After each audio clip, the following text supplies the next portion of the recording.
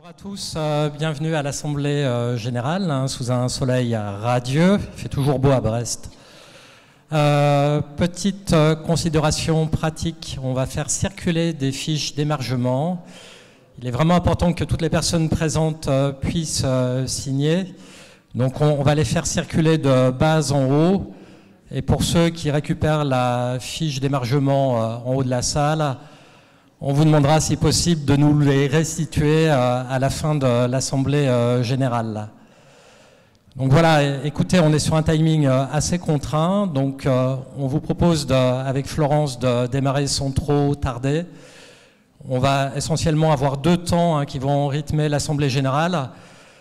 Un premier temps où notre présidente Florence va faire état du rapport moral de l'association, qui permettra de présenter effectivement tous les travaux, toutes les activités de la GRH, mais également qui permettra de présenter les travaux des 6 comités de la GRH. Ça, c'est un nouveau dispositif qu'on a mis en place avec le bureau, avec le conseil d'administration, et donc ça permettra d'avoir un écho tangible des réalisations et puis des projets futurs pour chaque comité. Après quoi, on passera la parole à notre trésorière, Nathalie Coméras, pour présenter le rapport financier de l'association. On vous proposera bien sûr un petit temps d'échange, de questions-réponses entre nous, et puis suite à quoi on pourra passer au vote. Donc on vous proposera un vote à main levée. Et puis, dernier temps de l'AG, très important, on va se projeter sur la Corse. Ça fait rêver. Je vois que Jean-Marie est dans la salle, Patrice également. Et donc, notre collègue Patrice Terra-Morsi nous dira quelques mots sur l'organisation du futur congrès en Corse. Voilà pour le programme. Donc, sans plus tarder, je vais passer la parole à Florence Noguera. Merci beaucoup, Amaury.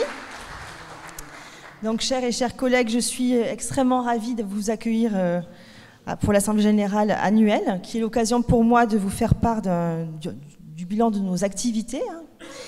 Alors, cette année, c'est une année qui a été extrêmement riche en nouvelles actions et en projets importants pour notre association. Donc, avant de vous présenter en détail le bilan de l'année écoulée, je souhaitais remercier tout d'abord les membres du conseil d'administration, qui sont impliqués dans les comités et plus particulièrement les responsables de comités qui ont animé toute l'année de nombreuses réunions. Donc merci beaucoup donc à ces responsables. Donc Isabelle Barthes pour le comité éthique et sciences responsables, Isabelle Boriazo pour le comité congrès, François Chevalier pour le comité innovation pédagogique, Richard Marjor pour le comité international, Laurent Tasquin pour le comité partenariat, Jean-Michel Plane et Anne Goujon pour le comité publication. J'adresse également mes remerciements aux personnes ressources qui ne sont pas élues au conseil d'administration, mais qui se sont aussi énormément impliquées dans les réunions de ces comités. Donc merci à eux.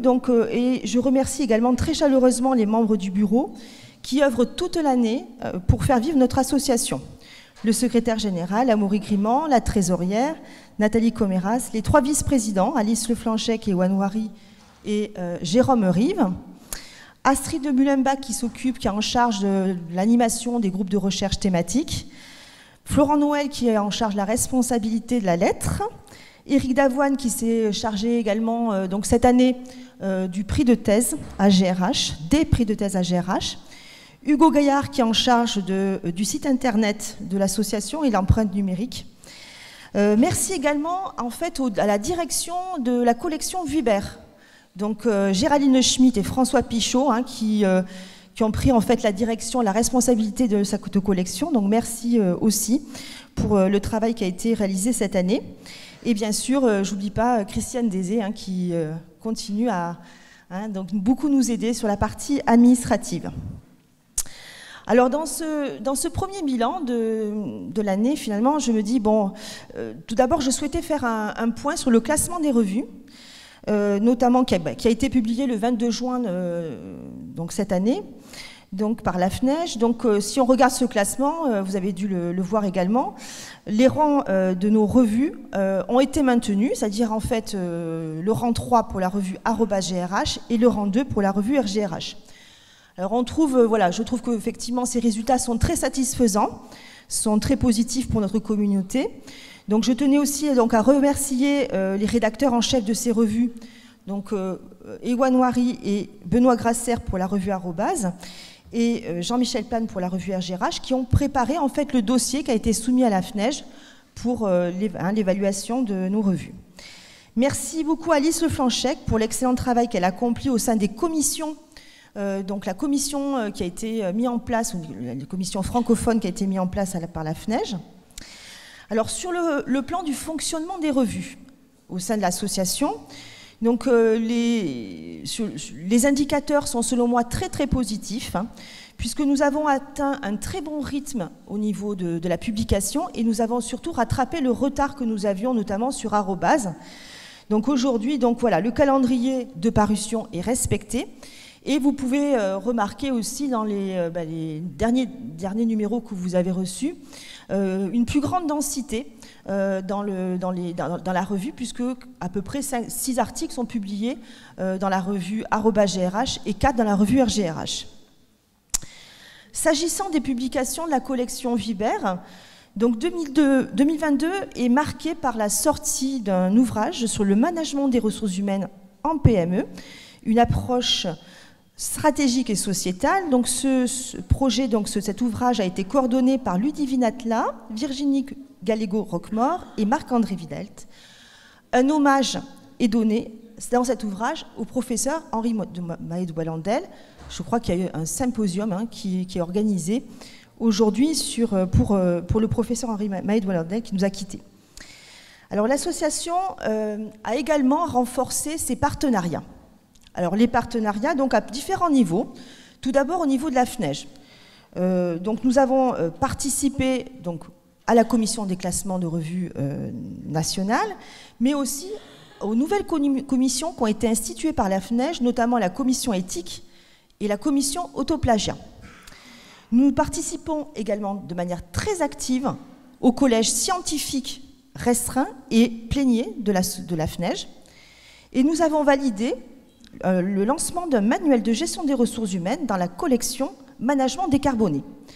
Donc cette collection, c'est une collection qui sera proposée par la FNEJ, qui sera en langue française, traduite également en anglais, et donc qui mobilisera plusieurs contributions des membres de l'association, de notre association. Donc Patrick Valéo et Pascal Paillet, qui sont responsables du GRT écologisation de la GRH, devraient prendre le pilotage de ce projet. Donc il faudra dans les semaines à venir, donc bon, on n'a pas encore formalisé les choses, mais en tout cas l'idée c'est effectivement qu'ils prennent le pilotage de ce projet. Alors nous avons noué également au sein d'un partenariat avec d'autres associations académiques, à l'occasion notamment d'une encyclopédie, l'encyclopédie de management public. Donc plus d'une vingtaine de membres de l'association ont contribué parce qu'il y a eu une partie sur GRH public. Et là, donc, je remercie beaucoup Isabelle Sauvia qui malheureusement n'a pas pu nous rejoindre, mais qui a assuré la coordination de manière magistrale de ces contributions, de ces entrées donc dans l'encyclopédie sur la GRH publique. Alors sur les partenariats encore, nous avons un projet d'ouvrage collectif d'études de cas qui a été donc annoncé la semaine dernière, qui est en partenariat avec Référence RH. Et ce projet, en fait, c'est un ouvrage d'études de cas, donc on va partir sur un premier petit volume pour 2023, de 15 cas maximum. Et ce projet donc, est piloté par Françoise Chevalier, Olivier Guillet, Gwenaëlle Poilpour-Cabois et Marc Valax. S'agissant des groupes de recherche thématiques de la GRH, nous avons validé en bureau la création d'un nouveau GRT qui s'appelle Management et GRH insulaire. Donc ce 21e GRT a vocation de regrouper des enseignants-chercheurs, des doctorants, des acteurs du monde socio-économique sur les enjeux de la GRH sur des territoires insulaires et ou isolés. Donc ça peut être des territoires d'outre-mer, Corse, mais également donc, en métropole, hein, des territoires qui sont isolés, et plus généralement la francophonie.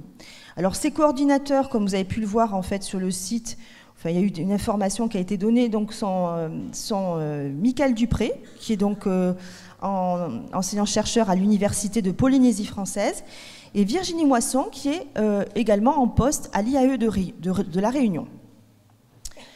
Alors, le premier colloque sur le thème des enjeux de société et GRH insulaire aura lieu le 3 et le 4 novembre, donc dans 15 jours, à Tahiti, et nous sommes nombreux à participer à ce colloque à Tahiti. Donc, merci beaucoup aux organisateurs, en tout cas, d'avoir lancé ce beau projet. Alors, sur le plan du fonctionnement de l'association, donc nous avons, avec Hugo Gaillard, enrichi et réalisé de nombreuses actualisations sur le site internet de la GRH. Toutes les rubriques ont été toilettées et de nouvelles rubriques ont été créées, notamment une rubrique qui permet effectivement au comité, aux responsables de comité, de déposer en fait des travaux. Hein, donc n'hésitez pas à aller effectivement sur cette nouvelle rubrique, puisque en fait un certain nombre de travaux des comités sont en ligne sur le site. Alors comme vous le savez, la taille grandissante de notre association nous a mené à structurer, à redéfinir une nouvelle structuration de notre fonctionnement. C'est pour cela que nous avons décidé lors de l'Assemblée générale de janvier 2022 de mettre en place une nouvelle organisation structurée en comités. Hein, donc, comme je vous ai dit, on a 6 comités. Donc, c'est le vice-président Ewan Wari qui a assuré durant l'année la coordination des comités. Il est extrêmement important que nous ayons une bonne relation, enfin surtout d'assurer une très bonne circulation de l'information entre les membres des comités qui font partie du conseil d'administration et les membres du bureau. Donc, je laisse à présent la parole aux responsables de comité qui vont vous présenter le bilan.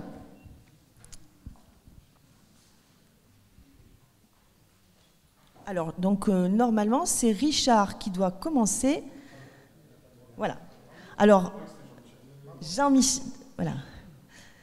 Donc, on vous propose donc faire un petit bilan sur ces comités en 3 temps. Donc, rapidement, vous verrez, mais l'information est sur le site.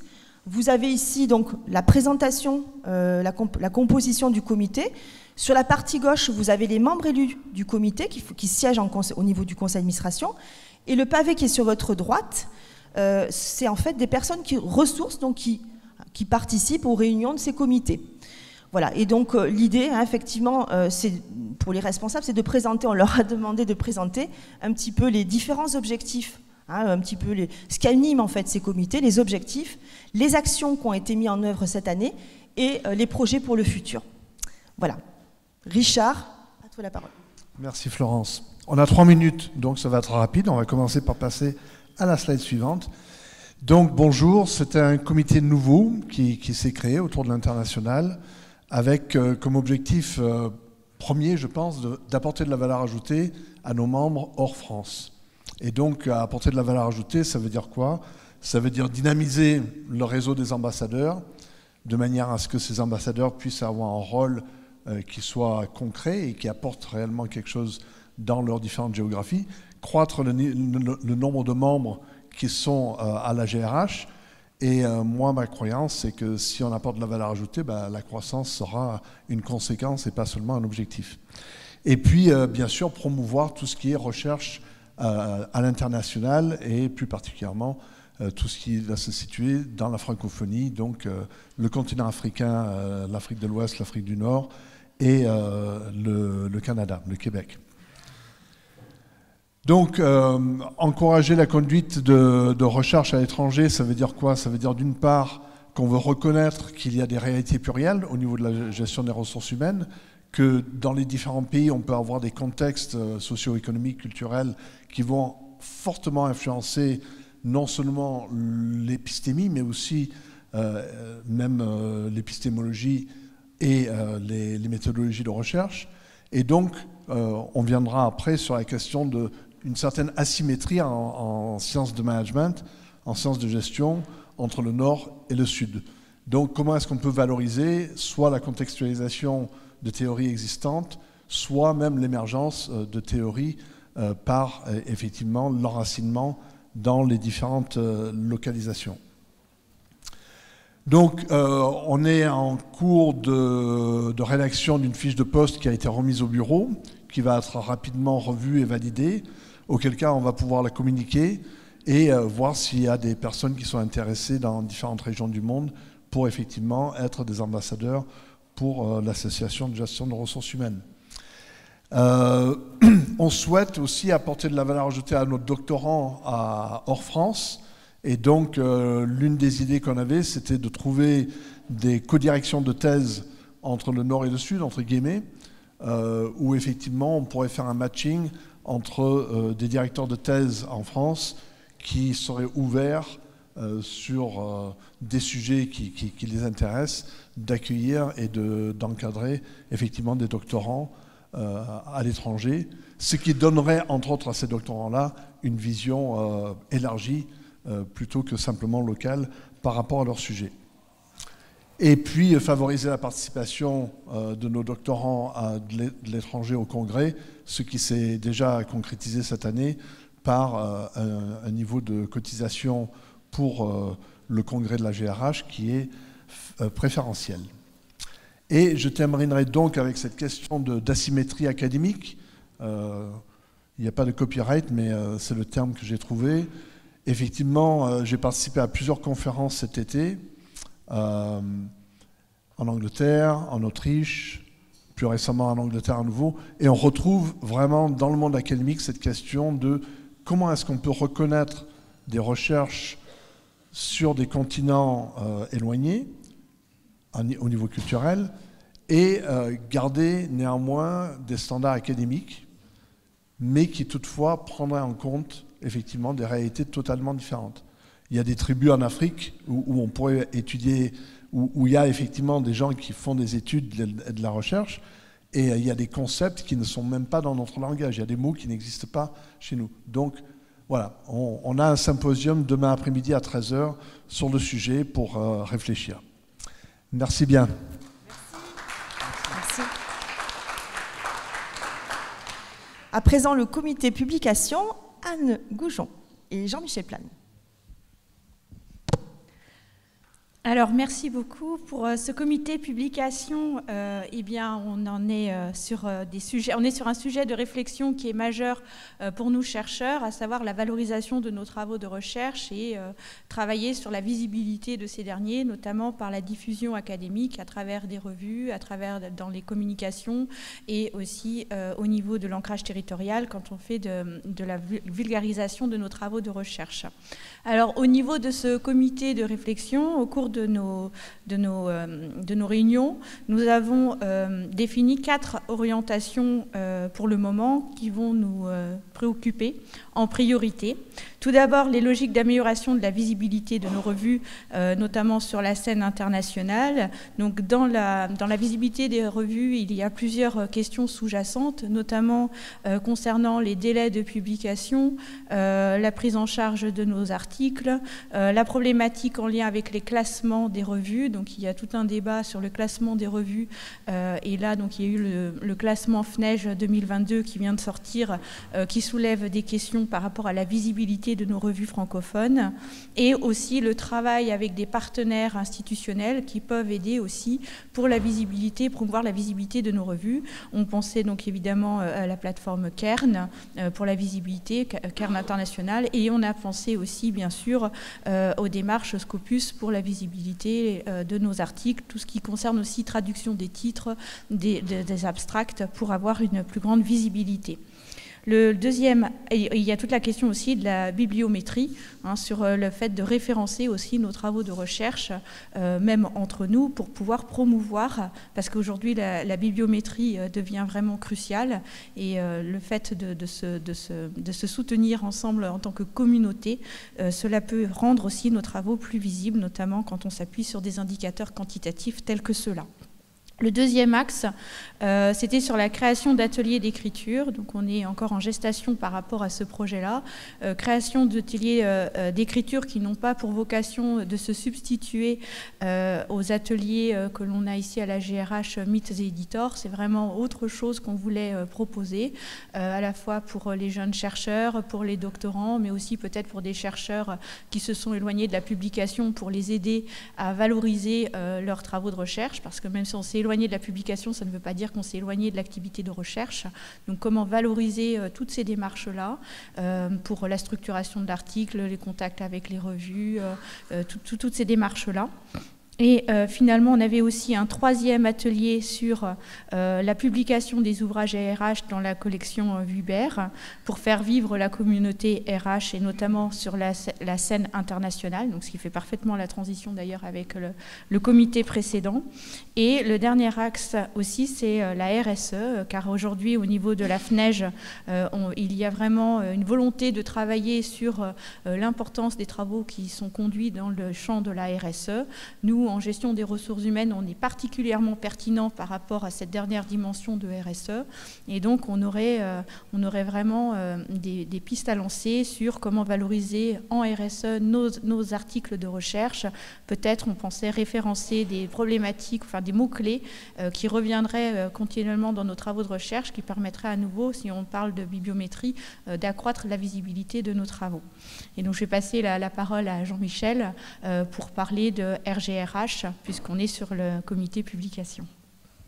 Merci Anne pour ce travail important. Donc cette commission avance. Le défi le plus important, semble-t-il, semble être le défi Scopus et Web of Science, qui sont finalement des contraintes nouvelles qui s'imposent à nous. On est obligé de s'y adapter.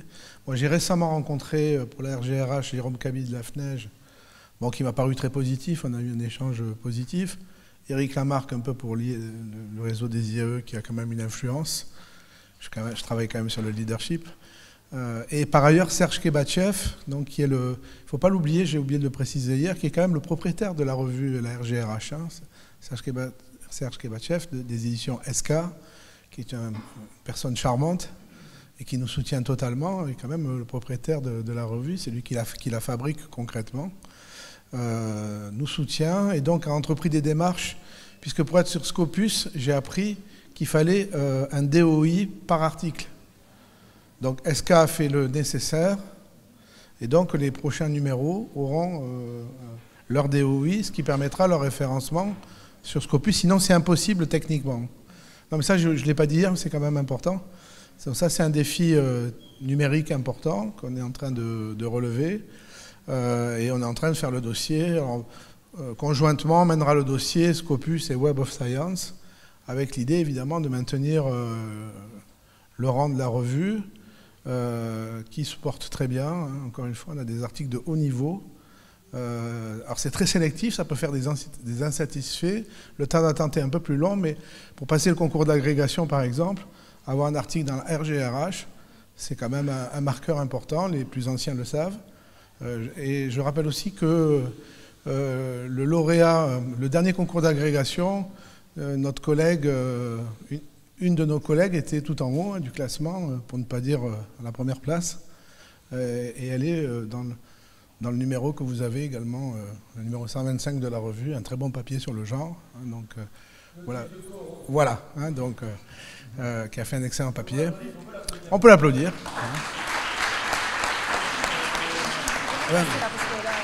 Parce que lauréat du concours d'agrégation, c'est quand même pas rien. On en parle peu, mais c'est pas rien.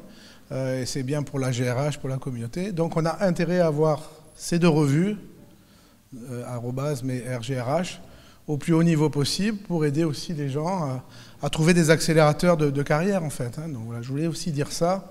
Mais le défi, c'est vraiment maintenant le défi du numérique. Et effectivement, il y a quand même des contraintes nouvelles, technique, pour ne pas dire, il faudra être un peu techno maintenant pour réussir. Et ça, il va falloir qu'on s'y attelle, qu'on trouve des gens qui nous aident, etc., pour remplir des cases, remplir des tableaux Excel, etc. C'est pas forcément ce qu'il y a de plus stimulant intellectuellement, mais il faudra passer par là. Voilà, merci. Merci.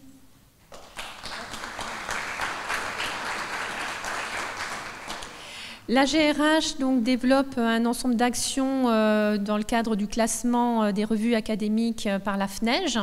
Donc, ces actions s'articulent en 2 temps. Le premier, ça a été la participation à la commission pour le classement de 2022.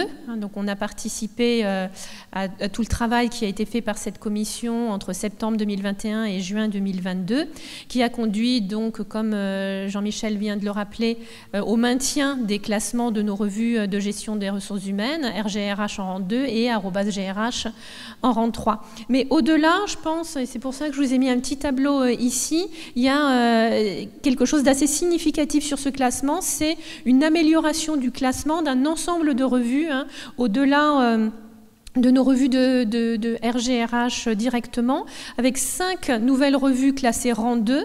Donc s'il y en a 5 rang 2 et un maintien des rangs 3 et des rangs 4, ça veut dire qu'il y en a aussi 5 rangs 4 qui sont devenus rang 3 et 5 émergentes qui sont devenues rang 4. Dans ces revues-là, on note des revues en management public, qui sont aussi des supports dans lesquels les uns et les autres on publie. Des revues, on peut penser à la revue négociation qui a le rang 4, la ROR qui est passée en rang 3, RIPME qui est passée en rang 2. Voilà, donc il y a un ensemble de revues, au-delà de nos 2 revues classiques en RGRH qui ont eu un niveau, des améliorations dans les classements. Et je pense que c'est une avancée significative pour le soutien qu'on peut apporter aux revues francophones dans l'environnement international des publications académiques. Ça, c'est le premier temps. Le deuxième temps, il est plus prospectif et la GRH se veut vraiment être force de proposition auprès de la FNEJ dans le cadre du prochain classement 2025. Jean-Michel vient de vous le dire, la FNEJ demande aux revues rang 2 d'être dans Web of Science et rang 3 d'être dans Scopus. Donc ce sont des choses qui interrogent. On peut dire aussi il n'y a pas de revue francophone actuellement qui soit de rang 1. Est-ce que c'est un problème? Est-ce qu'on peut en parler? Donc ce que voudrait faire la GRH aujourd'hui, c'est vraiment proposer à la FNEJ un certain nombre de propositions pour réfléchir ensemble avec l'ensemble des autres associations académiques en marketing, en stratégie, en comptabilité, dans toutes nos disciplines de gestion, une réflexion autour de qu'est-ce que c'est qu'une revue de rang 2, de rang 3, de rang 4, quels sont les critères qu'il faut retenir pour être dans l'un et dans les autres, et porter un message clair finalement au rédacteur en chef pour qu'il sache quelles sont les actions à mener dans le temps, avec un minimum de stabilité de ces actions pour atteindre ces différents niveaux-là. Donc, dans ce cadre-là, le bureau de la GRH, ce matin, vient de décider, hier soir plutôt, c'était hier matin, je ne sais plus quel jour on est, hier matin, viennent décider donc, de constituer un groupe de travail donc, qui va être constitué par l'ensemble des membres du comité publication, avec l'ensemble des rédacteurs en chef des revues de @GRH et RGRH, et puis certains membres du bureau, qui va mettre en place un ensemble donc, de réunions et de travail en vue d'une réunion de la FNEJ le 29 juin 2023, qui va justement mettre à plat l'ensemble de ces critères. Voilà, donc on va essayer d'être force de proposition et de faire avancer les choses sur ces classements et de donner plus de transparence et de visibilité à l'ensemble de notre communauté.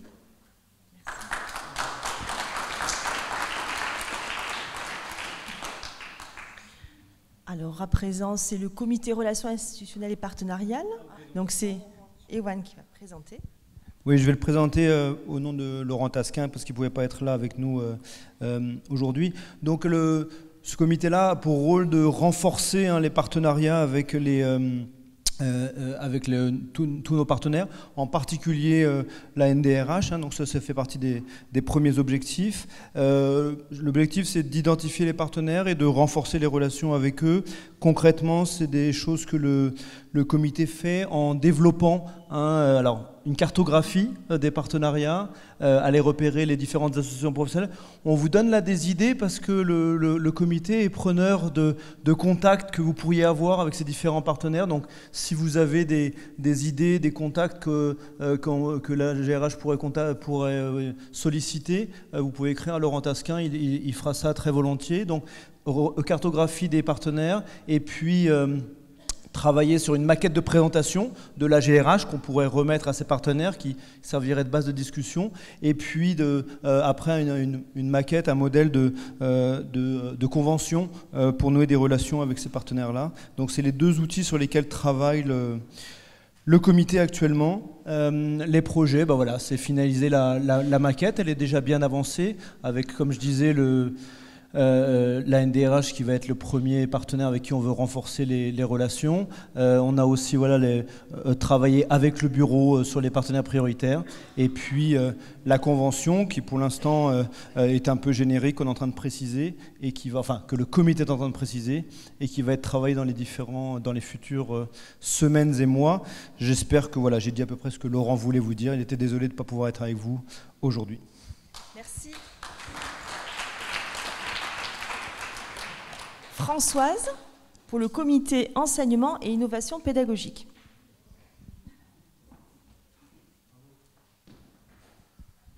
Alors oui, comité enseignement et innovation pédagogique. Attends.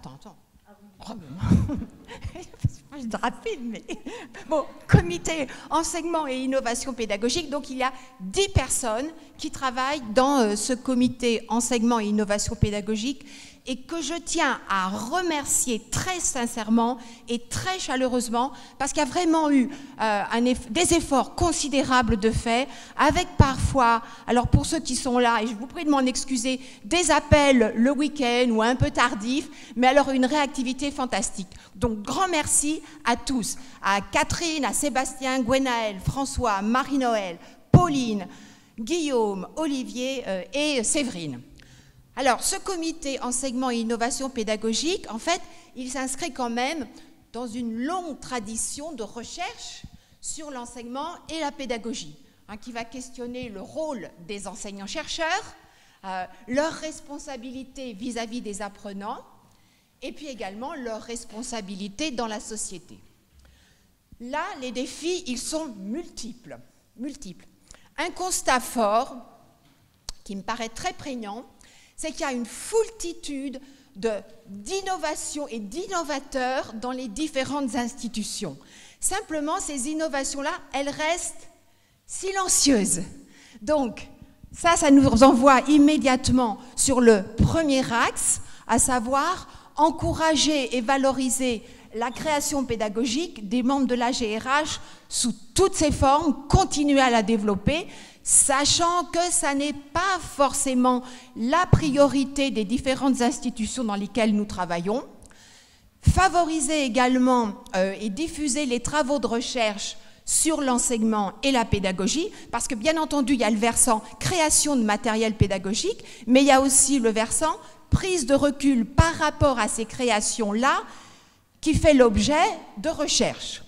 Et puis, le troisième axe, pour ce comité, c'est nourrir les échanges en France et à l'international sur l'enseignement et la pédagogie. Et j'en profite pour saluer le professeur Giovanni Di Costa de l'Université de Padoue.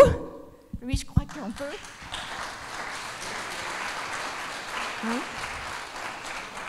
Qui est avec nous à la GRH depuis très nombreuses années. Donc Giovanni, tu réembarques avec nous sur l'international.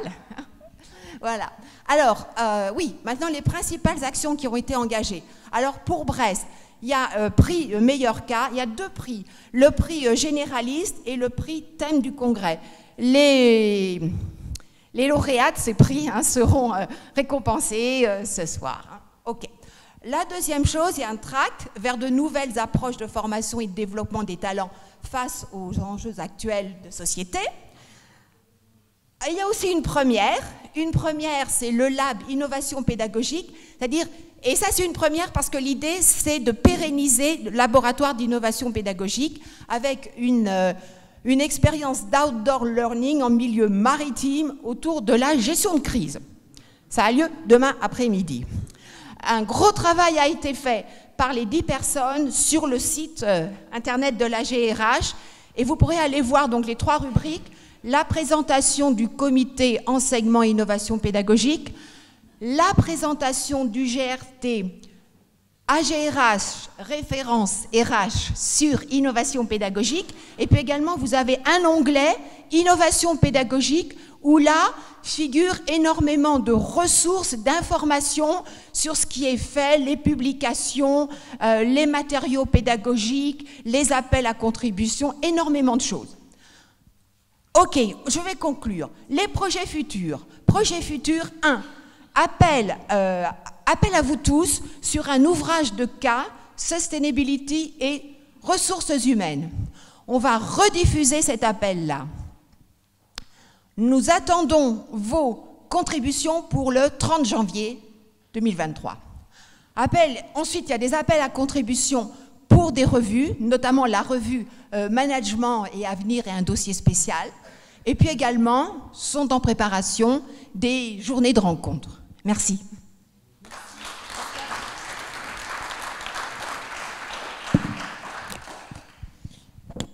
Donc on nous avait donné 3 minutes chacun. Comme j'ai très envie d'écouter M. Tréguer, je vais faire court. Donc je vais résumer « Science sans conscience n'est que ruine de l'âme ». Voilà, c'est Rabelais qui avait dit ça, je crois que c'est toujours d'actualité.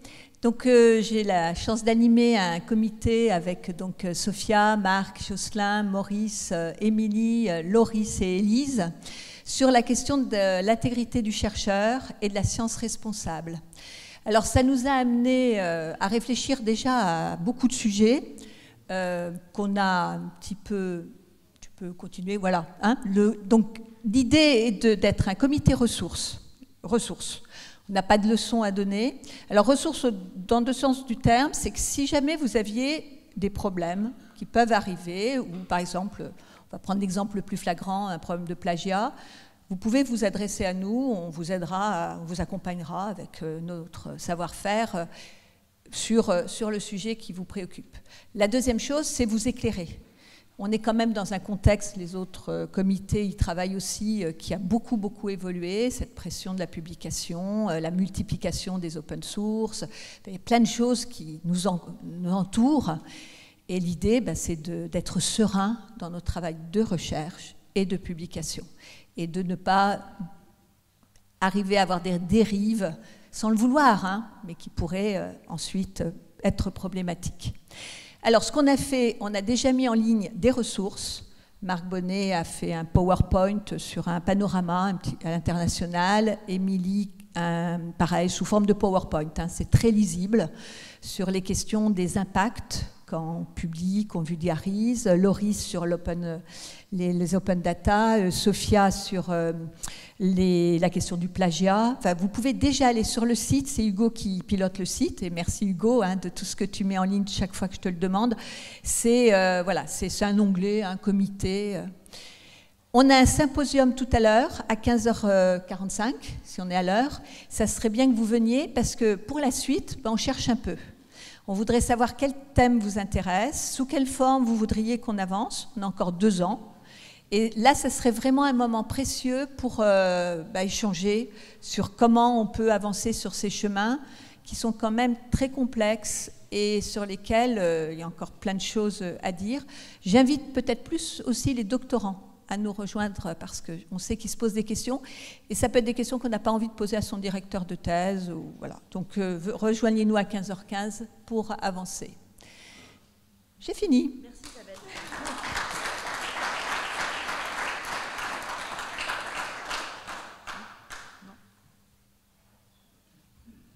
Isabelle. Voilà la seconde Isabelle. Donc moi je vais vous présenter très rapidement parce que je sais qu'on est minuté. Le comité congrès atelier doctorant, donc avec plusieurs, donc toujours pareil, un membre élu, membre ressources. Je voulais simplement spécifier qu'on a une nouvelle personne ressource qui est rentrée récemment, hein, c'est Lauriane Tassini. Alors avec des objectifs assez clairs, hein, se coordonner avec l'équipe organisatrice du congrès et création d'une communauté de doctorants. Alors, on a déjà un petit peu travaillé. Alors, concernant l'organisation du congrès, on a mis à jour, on a travaillé collectivement sur le mémo qui vient en support, hein, qui vient aider les organisateurs du congrès. Donc, Patrice, tu le sais maintenant. Alors ça c'est Alexis qui s'en est occupé. On a diffusé donc un questionnaire auprès des doctorants, sachant que notre grosse difficulté, ça a été de recenser les doctorants. On a bien avancé là-dessus, on espère stabiliser tout ça assez prochainement. Et puis on a organisé donc avec l'appui, et je les remercie à nouveau, hein, des organisateurs du congrès de Brest, on a organisé de premiers échanges entre doctorants, ça s'est passé hier entre 18h et 19h, et apparemment ça a été positif. Donc on a quelques projets en cours, alors en partenariat avec le comité à l'international, donc essayer de recenser les doctorants francophones ultramarins, donc qui sont alors francophones à l'étranger, ultramarins. On va voir ça peut-être à Tahiti. On va essayer de benchmarker aussi ce que font les autres associations académiques en matière d'animation de la communauté de doctorants. On va essayer de mettre en place des ateliers thématiques. Alors on attend maintenant, on a demandé aux doctorants de nous faire remonter leurs attentes, donc en fonction de ça on va s'organiser. Et puis dans l'immédiat, dans 3 mois, on va organiser un premier temps d'échange avec les doctorants. Merci beaucoup Isabelle.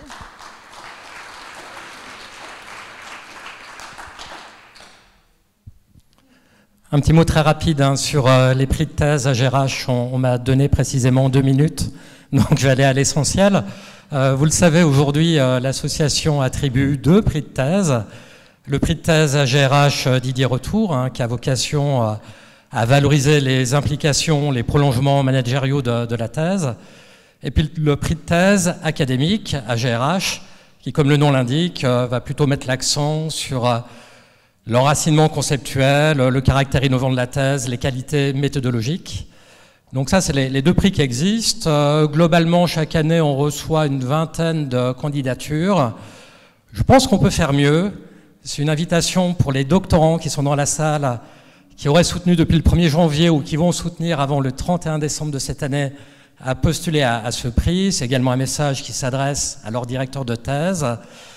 L'élément important et la nouveauté, c'est qu'en bureau, on a voté à l'unanimité la création d'un 3e prix de thèse, en l'occurrence un prix de thèse d'IBA, qui, vous le savez, concerne des salariés qui se forment à la recherche, mais aussi par la recherche. C'est un format de thèse qu'à nos yeux, on peut difficilement désormais ignorer. Il faut savoir qu'une association comme l'IMS développe également un prix de thèse depuis quelques temps. Donc ça sera la grande nouveauté pour la prochaine édition. On peut passer au slide suivant. Quelques éléments très rapides de calendrier. Donc le calendrier des opérations, tout ça va démarrer pour le dépôt des candidatures tout début janvier, et puis une petite fenêtre de 5 semaines pour déposer votre candidature jusqu'au 6 février, vous l'aurez compris, 2023, et non pas 2022, comme ça figure à l'écran.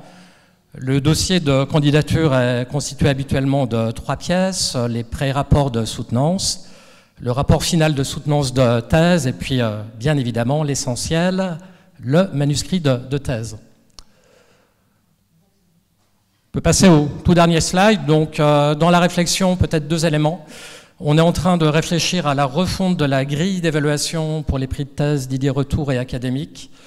La grille d'évaluation n'a pas bougé depuis une bonne dizaine d'années, donc on se dit que c'est le bon moment pour la revisiter, revoir les critères d'évaluation qui figurent dans cette trame. Et puis l'idée, mais ça c'est un travail qu'on mène actuellement au sein du bureau et du CA, créer une grille d'évaluation spécifique pour le prix de thèse d'IBA. Voilà, j'en dis pas plus, donc appel général à candidature. Merci pour votre attention. À présent. Donc bonjour, donc moi je suis la trésorière, donc je vais vous présenter des éléments financiers de l'association AGRH. Ces éléments sont relatifs à l'exercice qui va du 1er juillet 2021 au 30 juin 2022. Alors tout d'abord, je vais vous présenter des éléments du compte de résultat, et notamment des produits. Alors en ce qui concerne les produits, donc, je suis ravie de vous annoncer que les cotisations d'adhérents ont augmenté. Nous avons collecté 6 000 € de cotisations supplémentaires par rapport à l'exercice précédent.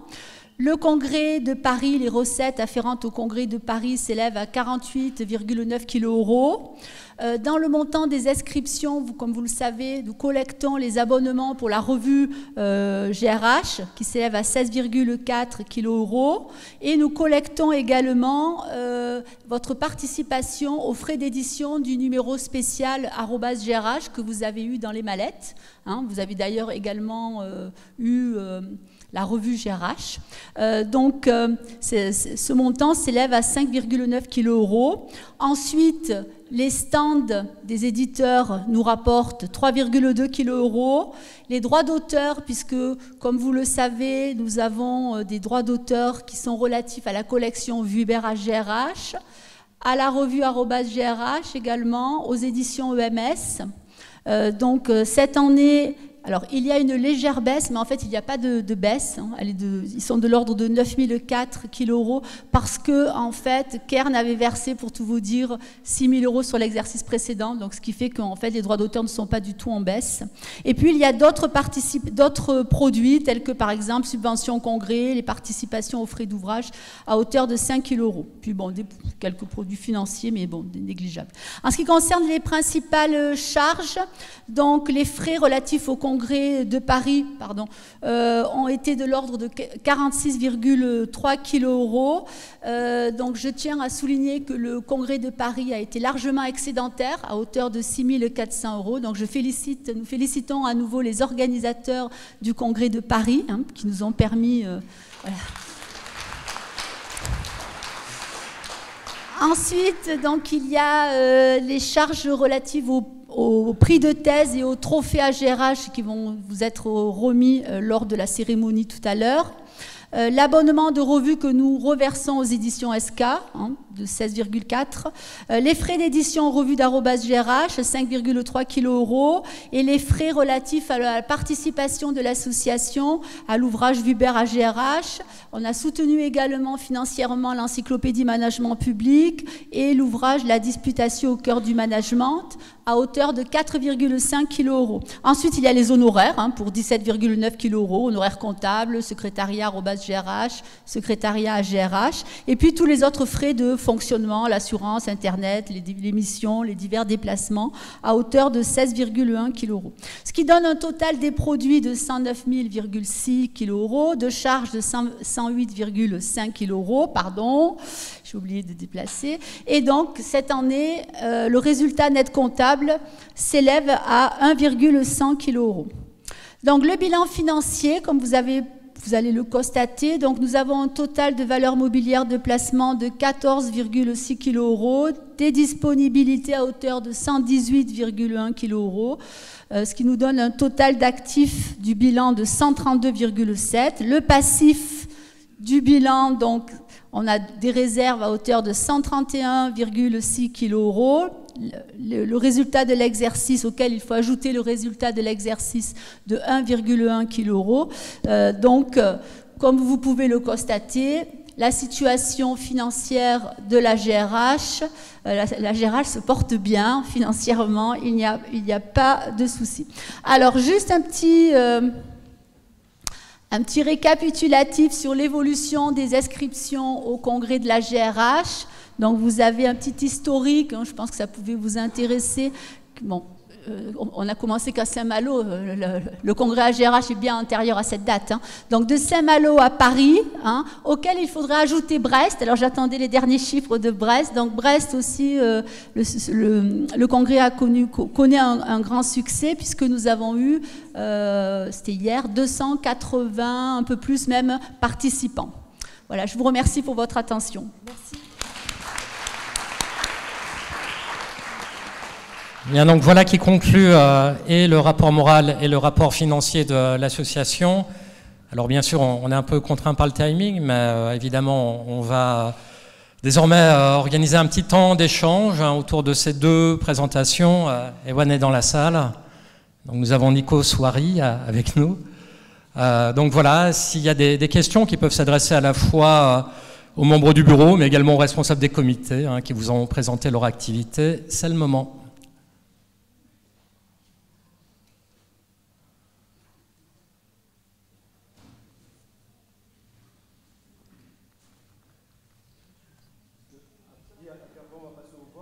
Oui, après, formellement, on va passer à l'approbation et du rapport moral et du rapport financier. On vous proposera un vote à main levée.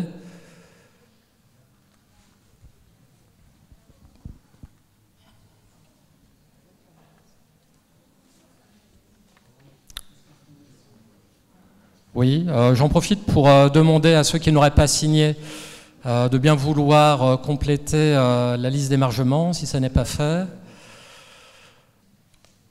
Toujours pas de questions? La feuille d'émargement, si vous voulez. Tiens. Bah, allons-y, faisons le vote alors. Ok. Bon, bah écoutez, on va vous proposer donc d'approuver dans un même mouvement et le rapport moral et le rapport financier. Qui est contre? Qui est contre? Qui s'abstient? Et enfin, qui est pour? Merci beaucoup.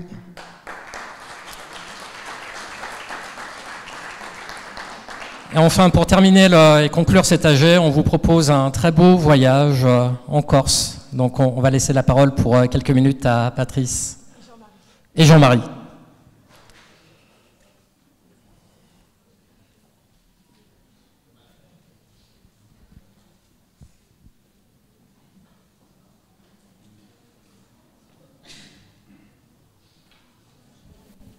Bonjour à tous et à toutes. C'est une grande joie pour moi, effectivement, que d'être aujourd'hui là pour annoncer, vous présenter Patrice, mais vous le connaissez déjà, qui va vous dire quelques mots sur ce que nous préparons pour l'an prochain.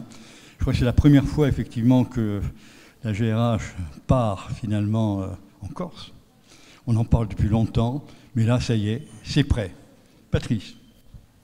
Bonjour à toutes et à tous. La première question la plus difficile lorsqu'on nous a proposé d'organiser ce congrès en Corse a été de choisir un président d'honneur.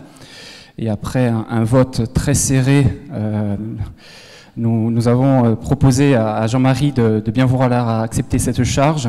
Et bien sûr, nous sommes très heureux de pouvoir organiser le congrès en Corse sur les terres de Jean-Marie, puisque à la fois à Ajaccio et puis à Corté. Donc nous sommes très heureux et très honorés d'organiser ce congrès AGRH en Corse. La GRH a été pionnière en la matière, puisque d'autres associations académiques sont en train de se positionner. Ça a donné des idées. Oui, alors, donc les dates, le congrès se déroulera le 25, 26 et 27 octobre, mercredi, jeudi et vendredi, ce qui vous laisse des perspectives pour le week-end. Concernant l'orientation scientifique, nous avons souhaité mettre à l'honneur une GRH située, ancrée, on disait à hauteur de femmes et d'hommes, qui, pour affronter les défis qui se posent à elles, défis environnementaux, écologiques et sociétaux. Et cette GRH à hauteur de femmes et d'hommes se révèle aussi à travers les territoires qui seront, comme vous pourrez le constater, au cœur de cette édition. Donc différentes thématiques qu'on vous laissera découvrir dans l'appel à communication. Alors le mercredi 25 octobre, la journée, donc le regroupement des GRT et les ateliers doctoraux se dérouleront à Corté. Nous sommes en train de travailler pour un départ en train depuis Ajaccio. Donc vous aurez le plaisir de découvrir la Corse côté montagne, côté terre et l'aspect littoral, ce qui vous permettra de comprendre toute la complexité et puis toute la beauté de cette île également. Nous aurons l'honneur d'être accueillis à l'Université de Corse et au sein de l'IAE de Corse. Le jeudi et vendredi se dérouleront au sein du Palais des Congrès d'Ajaccio, un lieu unique à la fois pour la soirée de gala et pour l'ensemble des ateliers. Bien sûr, Ajaccio, Cité impériale, avec un ensemble d'activités qui vous seront proposées. Nous sommes en train de travailler à cela. Et puis la Corse, je pense que beaucoup d'entre vous connaissent la Corse, mais il y a une liberté, un ensemble de possibilités qui vont s'offrir à vous, que ça soit au niveau sportif, culturel, et puis les images parlent mieux que les discours, donc nous avons préparé une petite vidéo.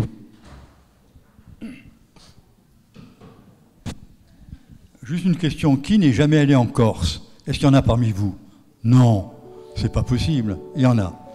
Eh bien, ça sera chose réparée bientôt.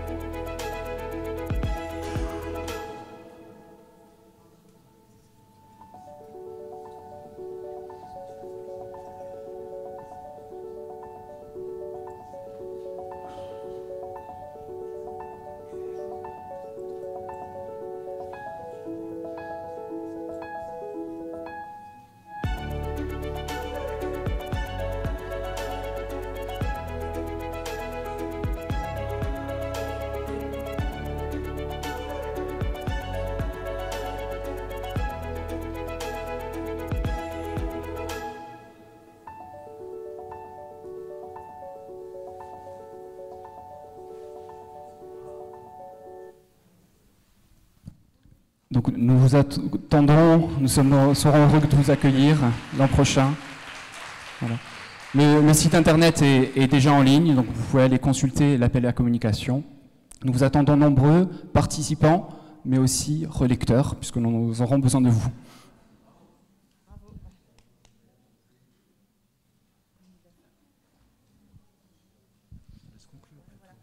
Donc écoutez, je suis donc ravie qu'on ait pu conclure effectivement sur l'annonce de ce congrès, donc qui est vraiment une nouveauté en fait pour nous. Enfin, on sera la première association académique à aller en Corse, donc j'en suis vraiment ravie et je suis vraiment très honorée effectivement que toute l'équipe corse en fait nous ait accepté le projet. C'était pas évident parce que je sais qu'il y a beaucoup de contraintes, voilà. Donc il y avait la problématique avec Corté Ajaccio, mais on cherche des solutions pour en tout cas gérer tous les transferts. Donc merci à vous tous vraiment pour votre participation. Donc c'est le temps de clôturer cette assemblée générale. Donc maintenant on va basculer dans les ateliers. Donc la plénière d'ouverture. Voilà. Donc on reste dans la même salle et donc ce soir pour les prix.